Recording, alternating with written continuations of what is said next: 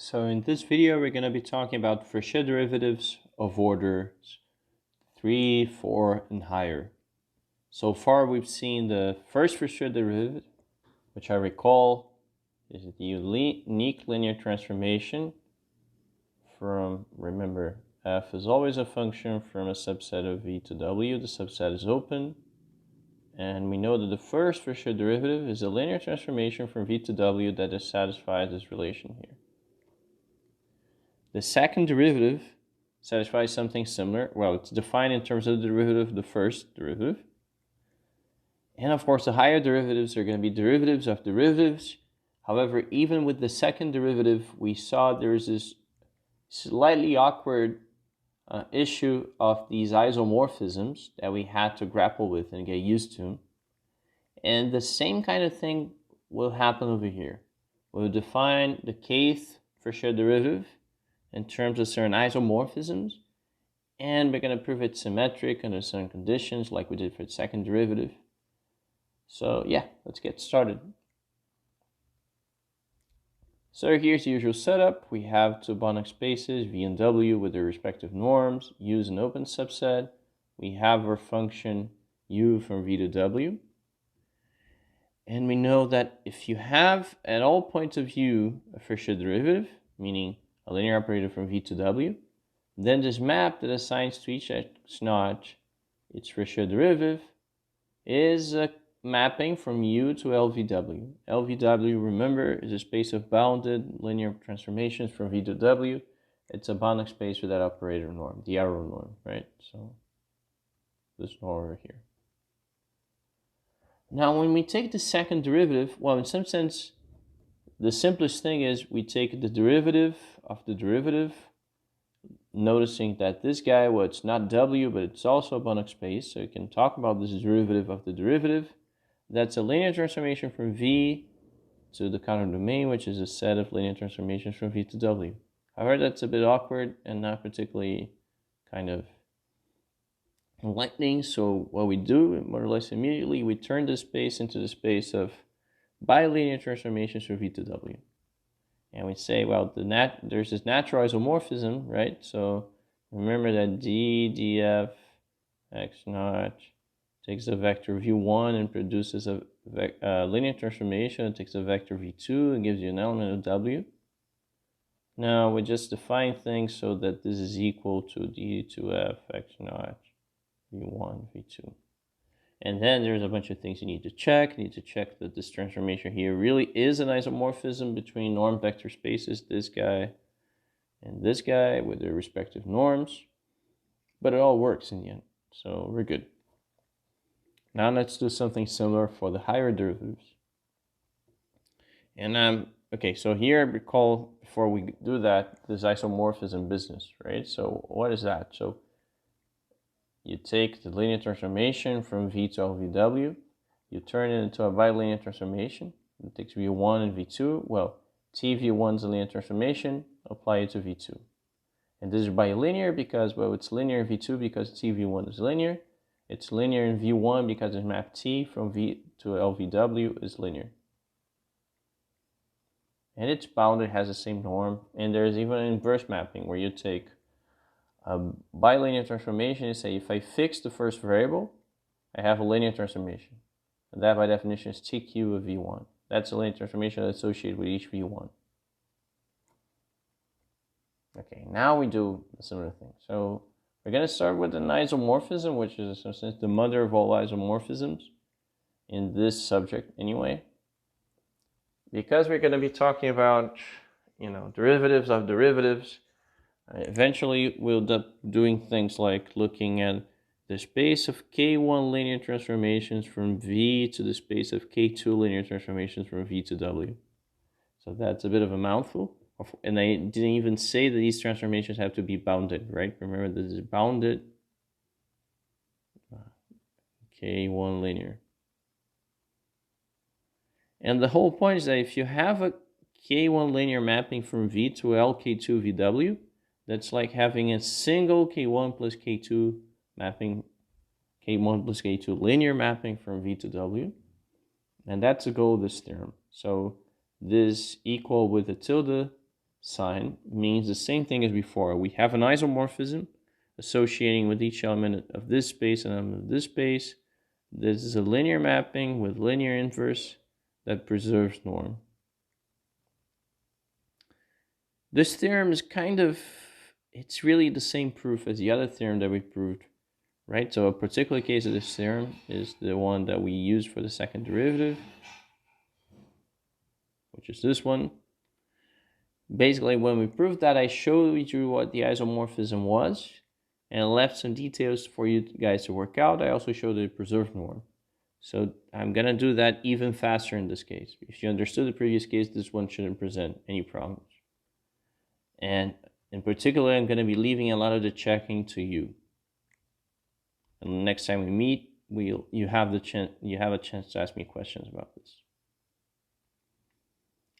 So, okay, first of all, what am I trying to do, right? I'm trying to take a K1 bounded linear mapping from V to LK2 VW and get K1 plus K2 linear transformation. Let's see how that goes, right? So T takes a K1 tuple of vectors in V and maps it to a K2 linear transformation from V to W, and does so in a K1 linear fashion.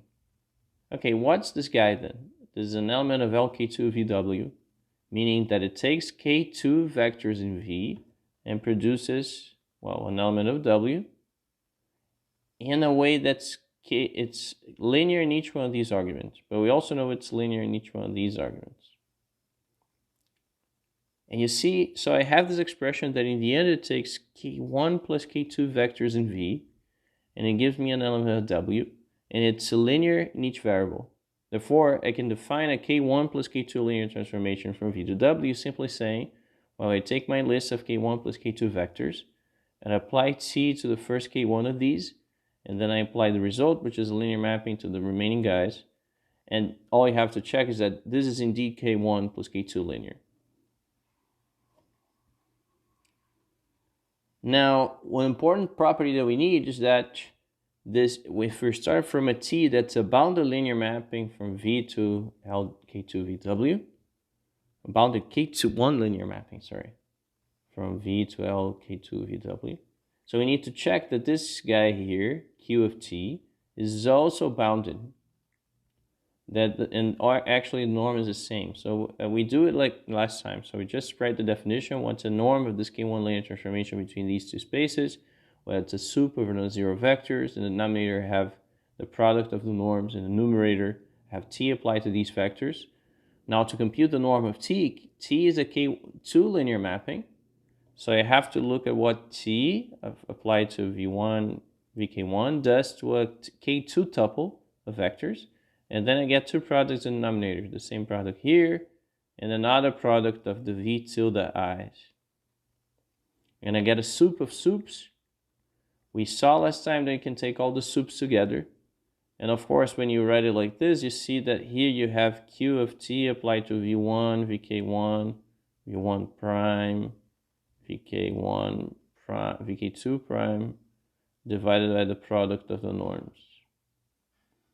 When you take the soup of that over all choices of these K1 plus K2 vectors, then you get the norm of Q of T. So in the end, what we have shown is that this is really the same as the norm of Q of T as a K1 plus K2 linear transformation for V to W.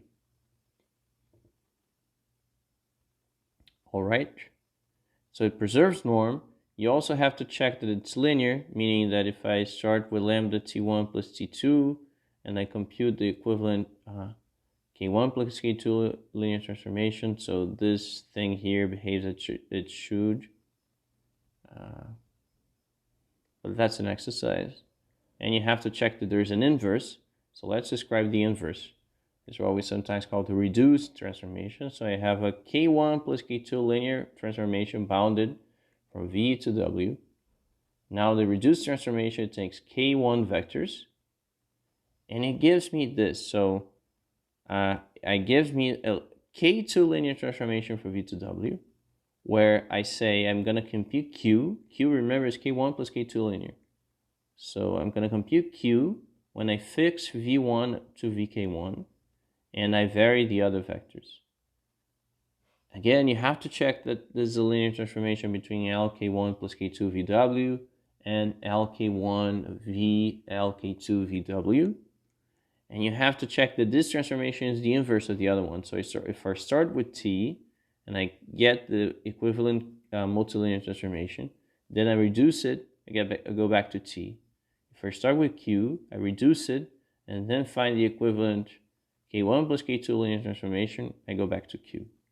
So these transformations from Q to T to TQ, from T to QT, and from Q to reduced Q, these transformations are inverses of one another. And they're both linear, so once you check that, you check the preserved norm, which I did in the previous slide, then you know that you have your isomorphism.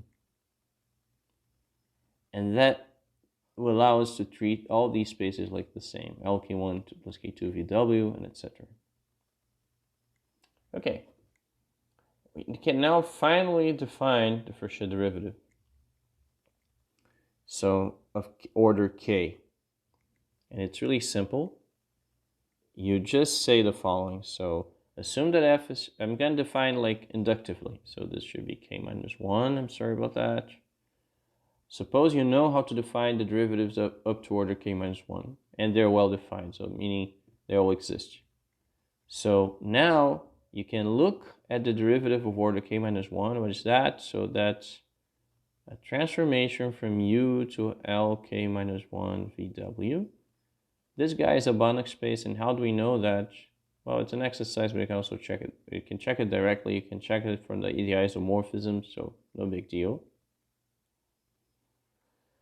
So we have this guy. It's a mapping from a Banach space to another Banach space. We can ask whether it's differentiable. If it is differentiable with x naught, so we get an element, of the, right? So this guy belongs to L, V, LK minus 1, VW. Now the space here, by the previous result, it's the same as the space where this guy is going to live, where it's LK, VW. Where by the same, I mean that they live in isomorphic spaces and they're connected by an isomorphism. So by definition, to compute the kth derivative, at least formally, what you do is start with the K minus 1 derivative, look at it as a linear mapping from U to LK minus 1 VW, compute the derivative, Fréchet derivative of this guy. This gives you d of dk minus 1 f of x naught. And now you map that via the isomorphism to a K linear transformation for V to W. And that's how we do it. And of course, you can do this inductively, so there's no big deal. Okay, so that's convoluted. I understand that. We're gonna see in the next video a way to greatly simplify the computation of these Fréchet derivatives. But for the time being, we have to stick with this. And that's life. What can I say? So, in any case, I mean, this is not so hard.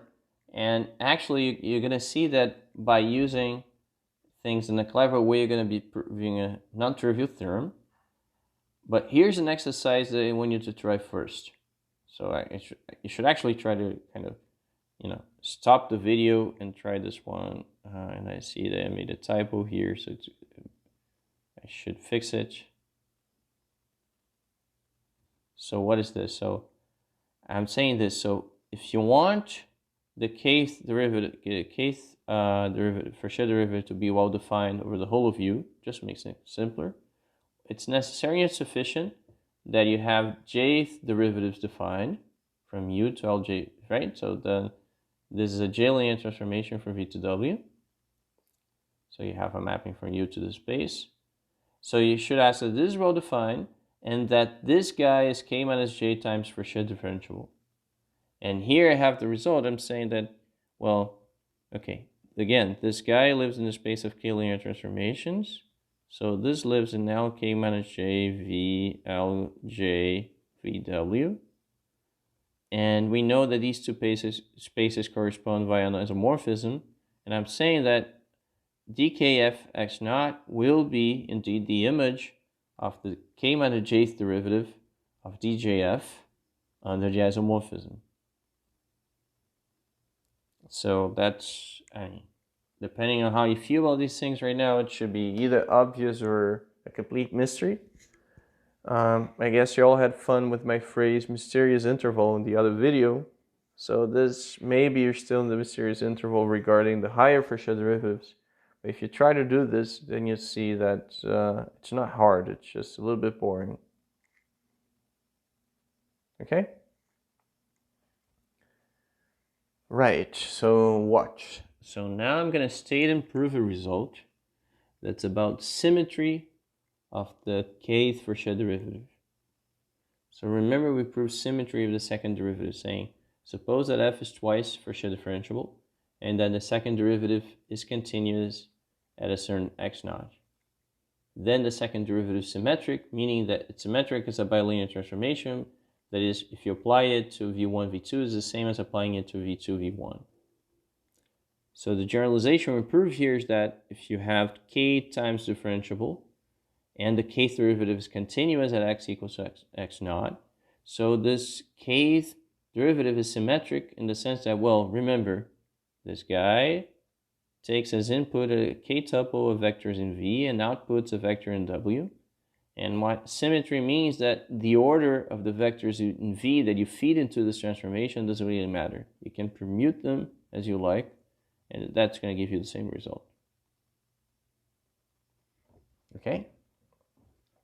So we're going to prove this, but we're not going to do all these difficult calculations from when we prove symmetry for the second derivative, because now we have that theorem, and we're going to see how we can use that theorem and all the isomorphisms that we know, and a few other things to do a kind of a very clean and calculation-free proof of this result. Okay? So, okay, well, not quite, because the base case, right? So here I should have said that k is greater than 2, greater or equal to 2, otherwise you have nothing to prove. And the base case is going to be k equals 2, which is the one that we proved in the previous video. So I'm not going to repeat that, I'm just going to use that as the first step in my induction. But now we also need to use a little bit of algebra in the end, right? So if you look at a permutation, or fix a permutation sigma, it may or may not be true that this equality here is satisfied for any choice of u1, vk. That by permuting the v's according to sigma, you preserve the value of dkf of x naught applied to v1 up to vk. So these guys may or may not satisfy this. But the set of permutations, well, permutations of k elements that satisfy this equality here, this is a group. This is a subgroup of the set of all permutations. And we want to prove the subgroup. Well, in principle, the subgroup could be anything. Well, certainly the identity element is there. So I haven't proven that it's actually a subgroup. Basically, I'm saying that if you have invariance with respect to one transformation, with respect to another transformation, then you have invariance with respect to the composition. If you have invariance with respect to one permutation, you also have invariance with respect to the opposite permutation, the inverse permutation. Now, I want to prove invariance, so I want to prove, in the end, what I want to prove is that this subgroup G is everything, all permutations. How do you prove that a subgroup is everything? So one way to do it is to prove that it contains a set of generators for Sk. So if a subgroup contains a set of generators for the whole group, then the subgroup equals a group. And now here's what I'm going to do. The subgroup that I'm going to show that keeps the values of dkf of x naught invariant, that subgroup will consist of two kinds of permutations. One kind is all permutations of the numbers from 1 to k minus 1 that leave k fixed. And the other is a transposition between 2 and k. Why is that enough? Well, because if I look at all these permutations, they generate the whole group Sk. So if you want, you don't need to talk about subgroups. You have a little exercise to do that. If you prove invariance of all permutations of 1 up to k minus 1, and then this transposition, that's enough to prove invariance of all permutations. So okay, let's believe that. And now you're going to note that we're going to do an induction on k. And the base case of the induction is k equals 2, which we proved previously in the previous video. So we're going to do now the inductive step, assuming everything works for k minus 1. So first I want to argue that this expression here doesn't change if I permute the v1 up to vk minus 1 in whatever way I want.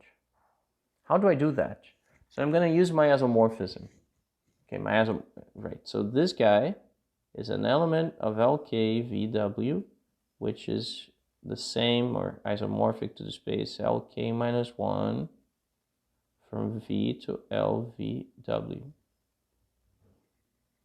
And how is this isomorphism? Well, okay, what's the guy that corresponds to this? So it's just saying, I'm going to just state it, well, because it's that result that exercise that I mentioned, right? So this is the same as taking the k minus 1th derivative of df.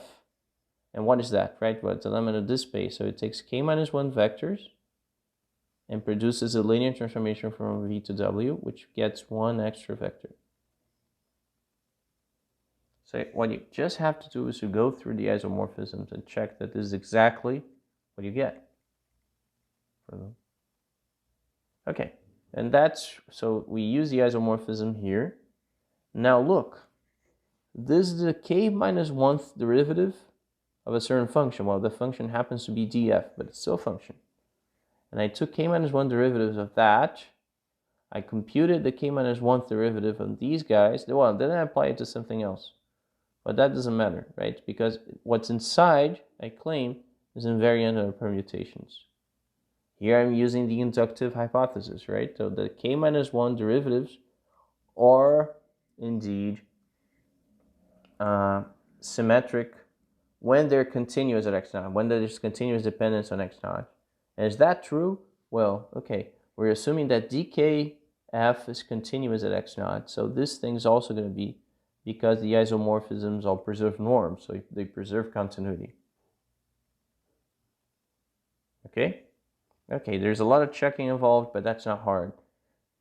In any case, the upshot is this. So now I know that's what's inside the brackets here is invariant of permutations of v1 up to vk minus 1, which really means that the previous expression must be invariant of the permutations of v1 vk minus 1. So that's where we use the symmetry of dk minus 1 of anything. Well, in this case, anything is df. And that's our induction hypothesis. Right? That's what we're assuming here. So now I know that all permutations of the numbers 1 to k minus 1 are allowed. I'm still missing something that tells me that I can, for instance, transpose 2 and k, which, as we said before. So let me show that to you right now. I'm going to write things in a different way, where instead of looking at dk minus 1, right, so dkf of x naught, I'm going to look at it as derivative of dk minus 1f. So the derivative is a linear transformation. So it takes as input one vector here. Well, once you fix x naught. But it's a linear transformation, right? So dk minus 1f takes elements in U and maps them to lk minus 1 vw. So dkf, dk minus 1f x naught belongs to lk minus 1w. And all you have to check, so, well, okay, I mean, it goes the way it should be, right? So when you have d of something, that gives you a linear transformation. Well, that something is dk minus 1f, so that something is a k minus 1 linear transformation. So this maps v1 to a k minus 1 linear transformation. I just wrote it down here.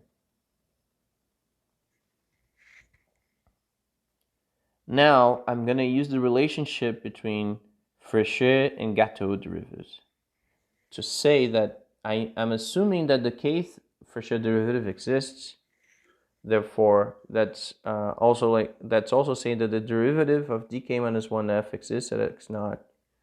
Well, depends. It's continuous as well. So I know the derivative exists, and then I know that the Gaussian derivative also exists and coincides with Fréchet. And this is the formula. So I know how to write this what's inside in terms of k minus 1 derivatives. And here's what I get. Okay, so I'm gonna do a little exchange of limits, right? So I'm saying that what's in here is the limit of something. And I'm gonna pull this limit outside, right? Because remember that to this something I apply this guy. I'm gonna pull the limit outside, and that's completely allowed. You just need to check, because it's allowed because of the kind of convergence that you have over here. Okay, so I have this. It's a k minus 1 tuple of vectors, and you apply these to the k minus 1 switch. So you get this expression below. That also involves some thinking, but it's essentially the linearity of the isomorphisms, if you like. There's nothing, or sorry, the linear structure of the space of k minus 1 linear transformations, which is here. So now I can rewrite this limit as a dk minus 1f at some point applied to v2 vk, and I can minus dk minus 1f at another point applied to v2 vk. So I know I have invariance under permutations here, invariance under permutations here, and in particular I can swap to nk with no cost, with no change. Now, so this expression for any fixed t does not change if I swap v2 and vk. Now, so therefore, that holds for any t, it must also hold in the limit by some simple continuity argument. And that tells me that I can swap 2 and k over here as well. They're going to be, well, in principle different objects, but if I look the limits, they're going to be the limits of the same things. So, okay, again, I used the induction hypothesis for dk minus 1 in this case. And I noticed that I can write dk as a limit of dk minus 1 in a particular way, and then use that to prove the theorem. Well, that's it for this video. In the next video, we're going to talk about the Taylor series expansion for a differentiable function from V to W, or V and W Banach spaces. And with that, we'll basically finish the subject. The other thing was I will mention a result that gives you a way to compute the Taylor series very easily. Okay, so stay tuned.